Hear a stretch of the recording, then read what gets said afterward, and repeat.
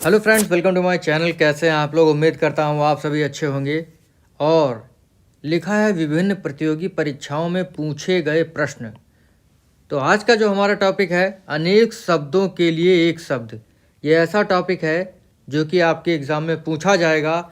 अगर आपके कोर्स में हिंदी है तो आपके लिए बहुत ही महत्वपूर्ण ये टॉपिक है। चैनल पर अगर आप पहली बार आए हैं तो चैनल को सब्सक्राइब कर लीजिएगा। पिछले वीडियो नहीं देखे हैं, डिस्क्रिप्शन में आपको उसका लिंक दे दिया जाएगा। किसका? प्लेलिस्ट का लिंक दे दिया जाएगा। आप वहाँ से पिछले वीडियो आसानी से देख सकते हैं और अपने एग्ज़ाम की तैयारी बहुत ही अच्छी तरीके से कर सकते हैं। तो शुरू करते हैं आज का अपना टॉपिक, अनेक शब्दों के लिए एक शब्द। पहला हमारा प्रश्न है, जो मुश्किल से प्राप्त हो उसे कहते हैं अलभ्य, सुलभ, दुर्लभ, आलहन। तो जो मुश्किल से प्राप्त होता है वो होता है आपका दुर्लभ। अगला आपका प्रश्न है, अवसर के अनुरूप बदल जाने वाले को क्या कहते हैं? 4 ऑप्शन है आपके पास, बताना है अवसर के अनुरूप बदल जाने वाले को क्या कहा जाता है। सभी को पता है क्या कहा जाता है? अवसरवादी। अगला आपका प्रश्न है, भूमि के अंदर की जानकारी रखने वाले को क्या कहते हैं? भूगर्भवेत्ता, पुरातत्ववेत्ता, नृतत्व शास्त्री, भूकंपवेत्ता। तो देखिए, भूमि के अंदर की जानकारी रखने वाले को क्या कहते हैं? तो इसे कहते हैं भूगर्भवेत्ता। आपका पहला ऑप्शन जो इसमें सही होगा। देखिए, इस वीडियो में आपके लिए 35 प्रश्न हैं और अगर आपकी तैयारी बहुत ही अच्छी है तो आप लोग देखिएगा कि 35 में से कितने सही कर पाते हैं। और जितने भी सही करिएगा कमेंट करके ज़रूर बताइएगा। तो अगला प्रश्न है हमारा, रात में विचरण करने वाले प्राणी को क्या कहा जाता है? रात में विचरण करने वाले प्राणी को क्या कहा जाता है? निशाकर, वनचर, तमचोर या निशाचर?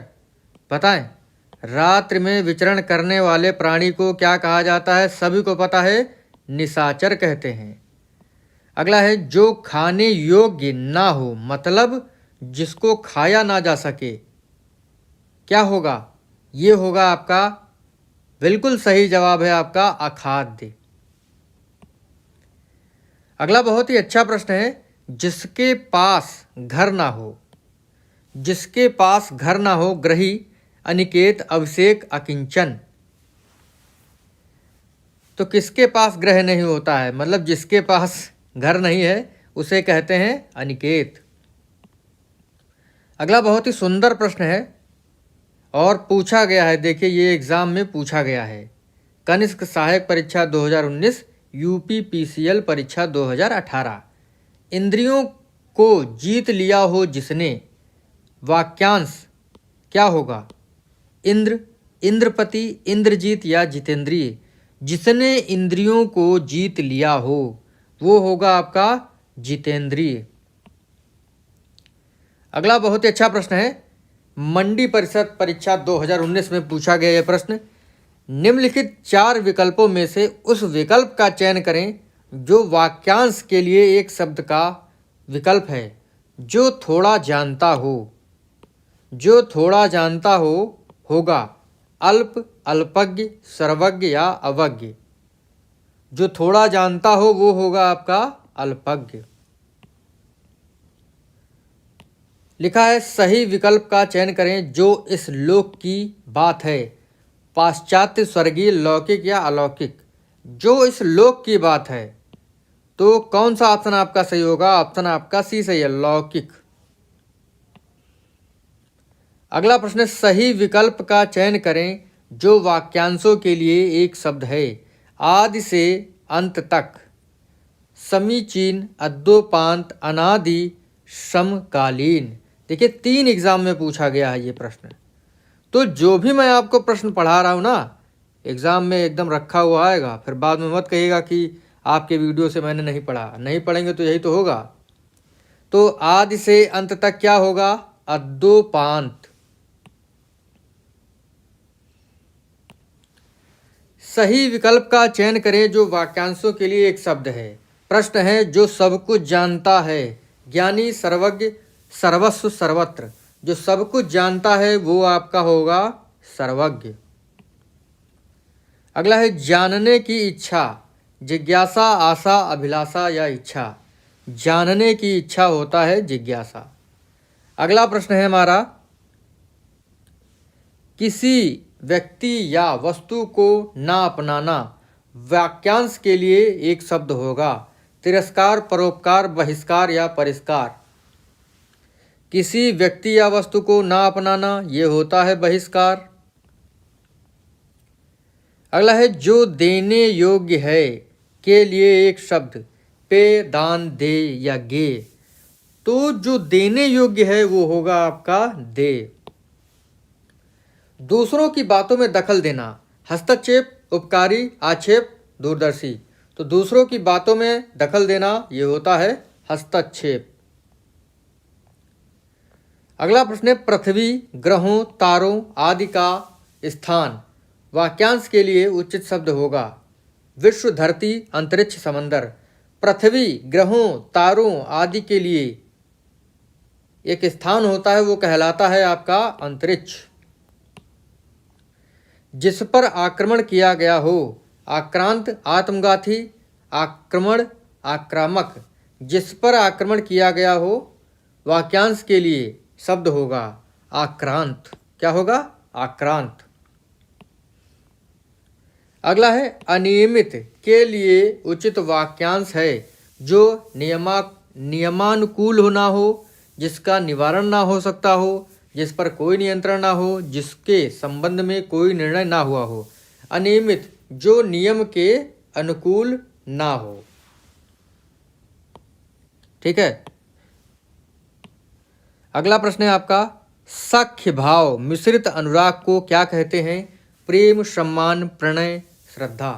सख्य भाव मिश्रित अनुराग को कहा जाता है प्रेम, सम्मान, प्रणय या श्रद्धा।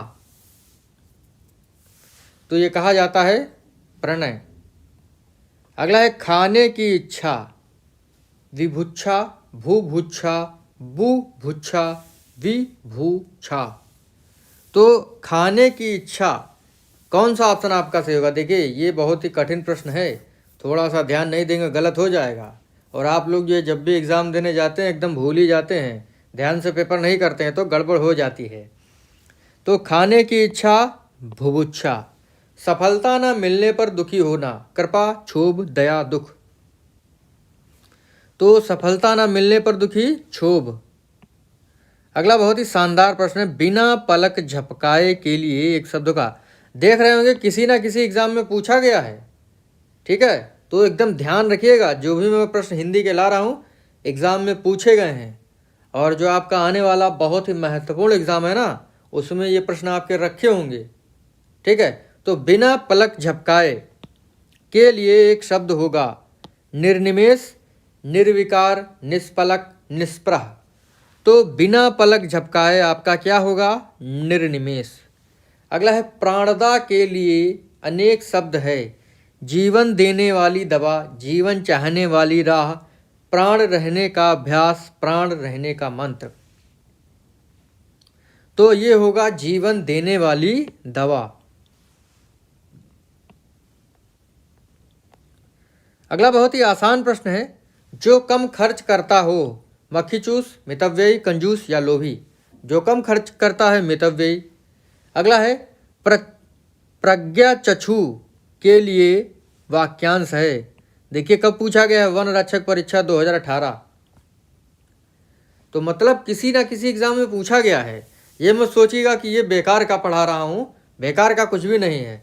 हिंदी है, अभी और भी सब्जेक्ट आपको जल्द पढ़ने को मिलेंगे। तो लिखा है, प्रज्ञाचक्षु के लिए वाक्यांश है बुद्धि, जिसका नेत्र हो, बुद्धि और ज्ञान होने वाली प्रज्ञा, प्रज्ञा और चक्षु जिसके समान हो, चक्षु ही जिसकी प्रज्ञा हो। तो बुद्धि जिसका नेत्र हो, प्रज्ञा चक्षु। अगला है, जिसकी कोई उपमा ना दी जा सके, अल्पज्ञ, अनुपम, अनुयायी या ज्ञानी। तो सभी को पता है जिसकी उपमा ना दी जा सके अनुपम। अगला आपका प्रश्न है, पैसे से मनुष्य की जीवन जीने की इच्छा बलवती होती है। जीवन जीने की इच्छा बलवती होती है, रेखांकित शब्द के लिए एक शब्द। जीविका, चतुर, चतुरानन, जिजीविषा, या इनमें से कोई नहीं। तो देखिए ये होगा जिजीविषा। अगला प्रश्न है, जिसका संबंध आध्यात्म से हो क्या कहलाएगा। तो आप लोग जो है अभी तक 27 प्रश्न पढ़ चुके हैं, लिख लिए हैं कि नहीं? बिल्कुल लिख लीजिए और देखिएगा कितने सही किए हैं। जिसका संबंध आध्यात्म से हो, नैतिक, आध्यात्मिक, शास्त्रीय या धार्मिक। तो भैया जिसका संबंध धर्म से होता है वो होता है आध्यात्मिक।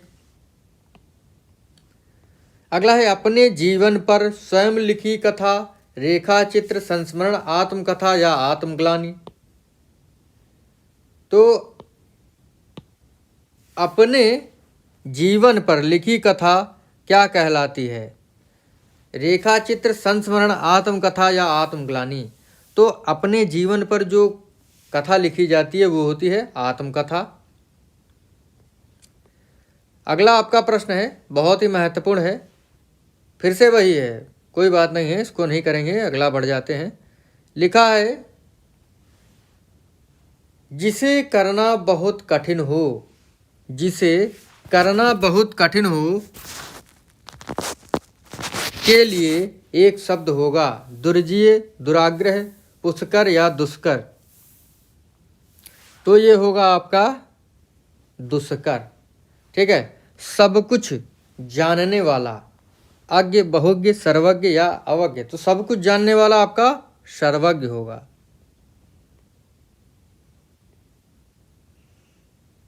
अगला है, जो कठिनाई से मिलता है के लिए एक शब्द।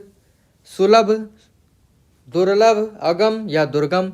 जो कठिनाई से मिलता हो वो होगा आपका दुर्लभ। दिए गए विकल्प में कौन सा विकल्प निशीथ का अर्थ है भानु, चंद्रमा, आधी रात या निशा में स्थिर रहना। तो निशीथ जो होता है ये होता है आधी रात्रि का समय। ठीक है। अगला आपका प्रश्न है, मोक्ष की इच्छा रखने वाला क्या कहलाता है? ये आप कमेंट करके बताएंगे। मुमुक्षु, जिज्ञासु, कर्मठ या उत्सुक। तो मोक्ष की इच्छा रखने वाला क्या होता है? मुमुक्षु होता है। क्या होता है? मुमुक्षु। ठीक है। अंतिम प्रश्न हमारे वीडियो का, सुन लीजिए। जो किसी भी स्थिति में टाला ना जा सके, जो किसी भी स्थिति में टाला ना जा सके वो होता है क्या? अनिवार्य, आजीवन, संभव या असंभव। तो क्या होता है जो किसी भी स्थिति में टाला ना जा सके? वो होता है आपका अनिवार्य। क्या होता है? अनिवार्य होता है। तो इसी प्रकार से आपके 35 प्रश्न जो हैं यहीं पर समाप्त हुए। और कमेंट करके बताइएगा कि आपने कितने सही करे। तो मिलेंगे आपसे अगले वीडियो में, तब तक के लिए जय हिंद, जय भारत।